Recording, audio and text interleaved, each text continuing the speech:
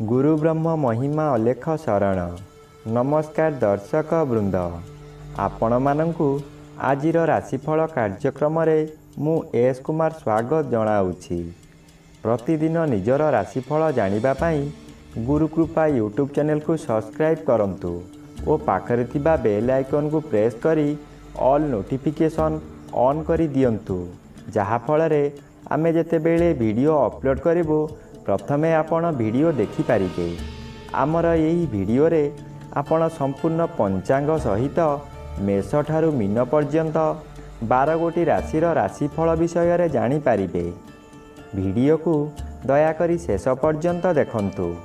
वीडियोटी भल लागिथिले वीडियो को लाइक करंतु एवं आपणक प्रियजन पाखु शेयर करी जणांतु।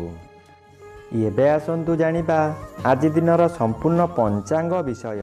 आज इंग्राजी 2026 मसीहा जुलाई मास 11 तारिख शनिवार, दिल्ली स्वराब्दा सन 1433 साल, स्वाधीन भारताब्द 79 वर्ष, महिमाद 199 वर्ष। उत्कल गजपति श्री श्री गजपति दिव्यसिंह देव महाराजांकर 69 अंक। सौरस्व आषाढ़ मास 27 दिन, चांद्रमते आषाढ़ कृष्ण पक्ष द्वादशी तिथि, रात्रि 10 घंटा 18 मिनिट पर्यंत।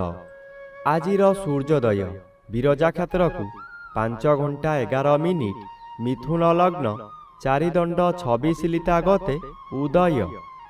आजिर सूर्यास्त विरजा क्षेत्र को 6 घंटा 28 मिनिट, धनु लग्न 4 दंड 19 लिता गते अस्त।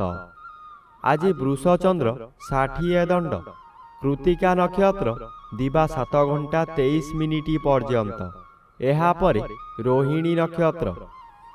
आज जन्मित शिशुर वृष राशि, वैश्यवर्ण दानवगण, दिवा 7 घंटा 23 मिनिट गते नरगण।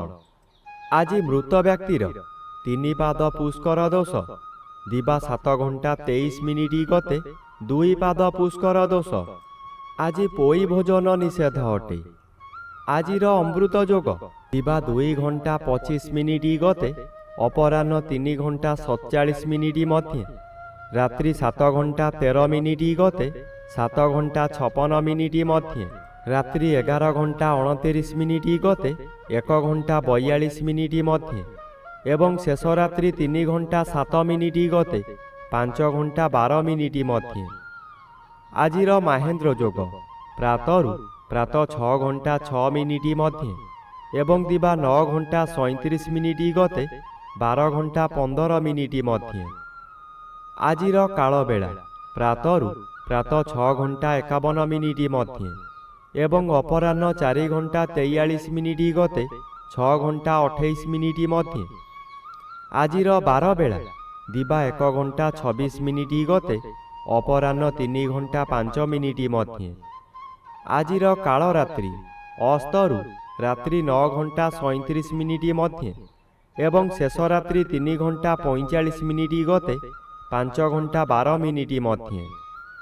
आजिर राहु काल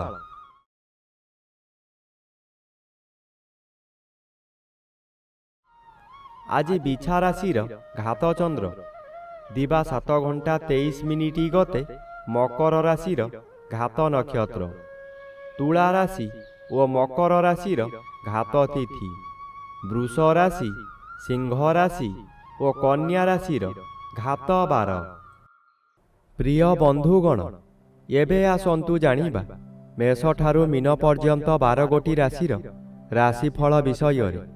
राशिचक्र प्रथम राशि मेष राशि। आज मेष राशि जन्मित व्यक्ति मानक सकाशे द्वितीय स्थान रे चंद्र गोचर करुछंती, अशुभ फल प्रदान करिवे। आज आपण बहु समालोचनार शिकार होई पारंती।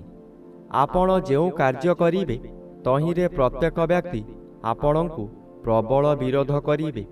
एही समय रे आपणंकर नासा कर्ण चक्षु आदि रे आघात मध्य लागि पारे। सामान्य कथारे आपण उत्तेजित होई जिवे और निज जिद रखिबाकु जाई बहुत अर्थहानि करिवे। एबे आसंतु जानिबा राशिचक्र द्वितीय राशि ବୃଷ ରାଶି ବିଷୟରେ। ଆଜି ବୃଷ ରାଶି ଜନ୍ମିତ ବ୍ୟକ୍ତିମାନଙ୍କ ସକାଶେ ଶ୍ରୀଚନ୍ଦ୍ର ଗୋଚର କରୁଥିବାରୁ କିଛି ଶୁଭ ଫଳ ମିଳିବ। ଏହି ସମୟରେ ଗୃହରେ କିଛି ମାଙ୍ଗଳିକ କାର୍ଯ୍ୟ ହୋଇପାରେ। ଖୁବ୍ ଧୁମ୍‌ଧାମ୍‌ରେ ଆନନ୍ଦ ଉତ୍ସବ ପାଳିବେ।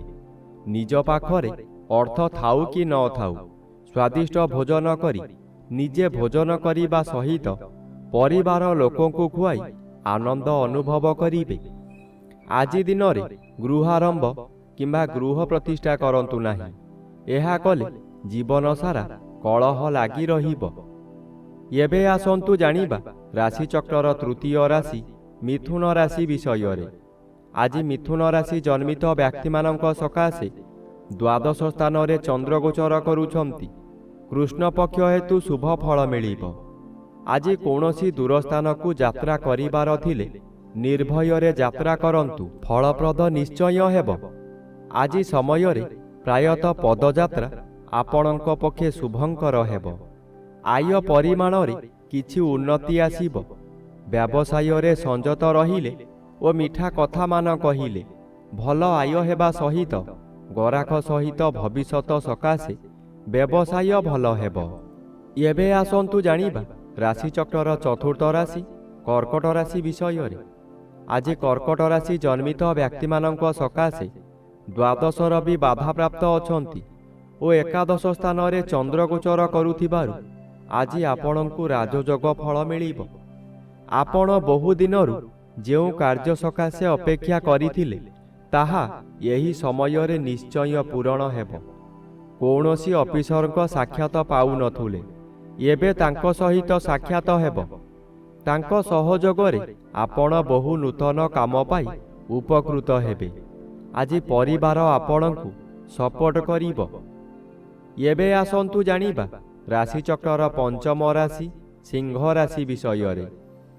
ଆଜି ସିଂହ ରାଶି ଜନ୍ମିତ ବ୍ୟକ୍ତିମାନଙ୍କ ସକାଶେ ଏକାଦଶ ସ୍ଥାନରେ ରବି ଓ ଦଶମ ସ୍ଥାନରେ ଚନ୍ଦ୍ରଗୋଚର କରୁଥିବାରୁ ଶୁଭ ଫଳ ପ୍ରଦାନ କରିବେ। ଆଜି ଆପଣଙ୍କ କର୍ମକ୍ଷେତ୍ରରେ ଉଚ୍ଚତର ପାହ୍ୟାକୁ ଉନ୍ନୀତ ହେବେ। ଏହି ସମୟରେ ନୂତନ କର୍ମ ମଧ୍ୟ ମିଳିବ। ଯେକୌଣସି କାମ କରନ୍ତୁ ତହିଁରେ ସଫଳତା ମିଳିବ। ଉପରିସ୍ଥ ଅଫିସରଙ୍କ ଠାରୁ ପ୍ରଶଂସାମାନ ମିଳିବ। ପ୍ରତିଷ୍ଠା ଲାଭ କରିବେ। ଆଜି ଆପଣଙ୍କ କାର୍ଯ୍ୟ ଦେଖି ସାଥୀ କର୍ମଚାରୀମାନେ ଆପଣଙ୍କୁ ଅନୁକରଣ କରିବେ ଓ ସଫଳତାର ସୂତ୍ର ଶିକ୍ଷା କରିବେ। ଏବେ ଆସନ୍ତୁ ଜାଣିବା ରାଶିଚକ୍ରର ଷଷ୍ଠ ରାଶି କନ୍ୟା ରାଶି ବିଷୟରେ। ଆଜି କନ୍ୟା ରାଶି ଜନ୍ମିତ ବ୍ୟକ୍ତିମାନଙ୍କ ସକାଶେ ନବମ ସ୍ଥାନରେ ଚନ୍ଦ୍ରଗୋଚର କରୁଛନ୍ତି ଓ ଘାତବାର ଥିବାରୁ ଅଶୁଭ ଫଳ ମିଳିବ। ଆଜି ଆପଣଙ୍କର ପିତୃପୀଡ଼ା ଓ ଗୁରୁଜନ ପୀଡ଼ା ଦେଖାଦେବ। ଯେଉଁଆଡ଼େ ଯିବେ ଆପଣଙ୍କୁ ଲୋକମାନେ ପରିହାସ କରିବେ। ଯେଉଁ ଲୋକ ଆପଣଙ୍କୁ ସମ୍ମାନ ଦେଉଥିଲେ ସେହି ଲୋକମାନେ ପରିହାସ କରିବେ। ଆପଣଙ୍କର ଦୋଷ ଦୁର୍ବଳତା ସବୁ ପଦାରେ ପଡ଼ିଯିବ।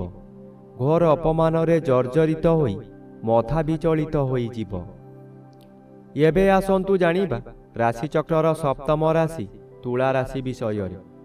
ଆଜି ତୁଳା ରାଶି ଜନ୍ମିତ ବ୍ୟକ୍ତିମାନଙ୍କ ସକାଶେ ଅଷ୍ଟମ ସ୍ଥାନରେ ଚନ୍ଦ୍ରଗୋଚର କରୁଥିବାରୁ ଅତି ଅଶୁଭ ଫଳ ପ୍ରଦାନ କରିବେ। ଏହି ସମୟରେ ଆପଣ ଯେଉଁ ସ୍ଥାନକୁ ଯିବେ ସେଠାରେ ବିଭିନ୍ନ ପ୍ରକାର କ୍ଷତି ହୋଇ ଆପଣଙ୍କର ମଥା ବିଚଳିତ ହୋଇଯିବ। ରାସ୍ତାରେ ଯିବା ସମୟରେ ଆପଣ ଅନ୍ୟମନସ୍କ ହୋଇପାରନ୍ତି।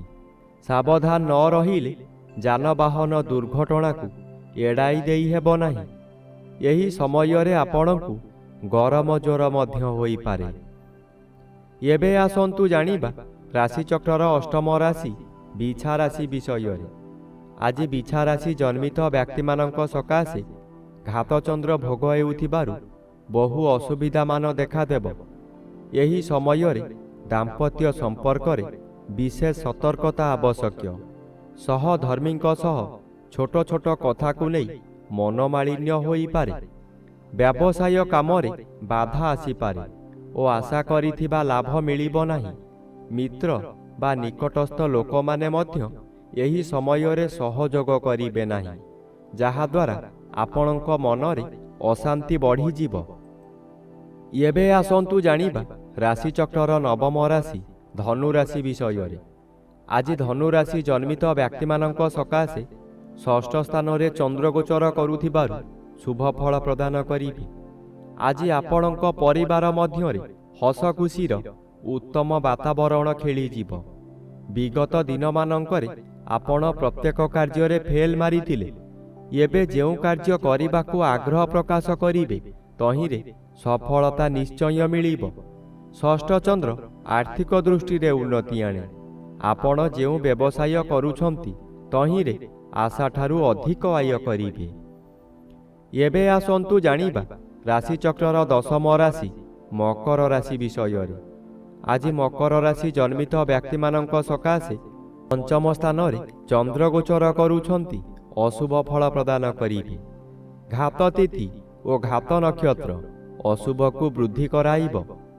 ଆଜି ହଠାତ୍ ସ୍ୱାସ୍ଥ୍ୟହାନି ହେବ। କୌଣସି ଗୋଟାଏ କାମ କରିବାର ସମୟ ନିର୍ଦ୍ଧାରିତ ହୋଇସାରିଥିବ, କିନ୍ତୁ ଆପଣଙ୍କ ଶରୀର ଅସୁସ୍ଥ ହେବା କାରଣରୁ ଆପଣ କଥା ଦେଇ କଥା ରଖିପାରିବେ ନାହିଁ। ମନରେ ଦୁଃଖ ଯନ୍ତ୍ରଣା ଭୋଗିବେ। ମନରେ ଦୁଶ୍ଚିନ୍ତା ବଢ଼ିଯିବାରୁ ରୋଗ ମାଡ଼ି ବସିବ। ଆପଣ ବହୁ କଷ୍ଟ ଭୋଗିବେ। ଏବେ ଆସନ୍ତୁ ଜାଣିବା ରାଶିଚକ୍ରର ଏକାଦଶ ରାଶି କୁମ୍ଭ ରାଶି ବିଷୟରେ। ଆଜି କୁମ୍ଭ ରାଶି ଜନ୍ମିତ ବ୍ୟକ୍ତିମାନଙ୍କ ସକାଶେ ଚତୁର୍ଥ ସ୍ଥାନରେ ଚନ୍ଦ୍ରଗୋଚର କରୁଛନ୍ତି। କୃଷ୍ଣପକ୍ଷ ହେତୁ ଆଜି ବେଶୀ ବିଚଳିତ ଲାଗିବ ନାହିଁ। ଧୈର୍ଯ୍ୟର ସହିତ ଆଗକୁ ଆଗକୁ ମାଡ଼ିଯିବେ। ଅର୍ଥ ଆସିବାର ବାଟ ଫିଟିଯିବ, କିନ୍ତୁ ତତ୍କ୍ଷଣାତ୍ ମିଳିବ ନାହିଁ। ଚାକିରି କରୁଥିବା ବ୍ୟକ୍ତିମାନେ ଶୁଭ ଖବର ପାଇ ଆନନ୍ଦିତ ହେବେ। ଚତୁର୍ଥ ସ୍ଥାନ ବିଦ୍ୟାସ୍ଥାନ ଓ ମାତୃସ୍ଥାନ ହୋଇଥିବାରୁ ମାତୃ ସହିତ କିଛି କଥା କଟାକଟି ହୋଇପାରେ। ଆଜି ବିଦ୍ୟାର୍ଥୀମାନେ ବିଦ୍ୟାରେ ଉନ୍ନତି କରିବେ।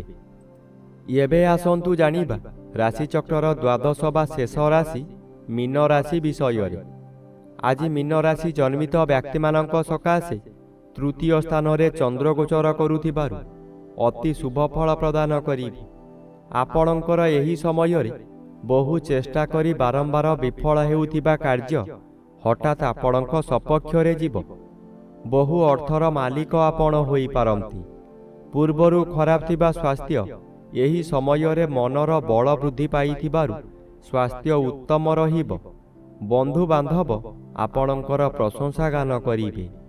ଉପରିସ୍ଥ ଅଫିସର ଆପଣଙ୍କ କାର୍ଯ୍ୟ ଦେଖି ପୁରସ୍କୃତ କରିପାରନ୍ତି।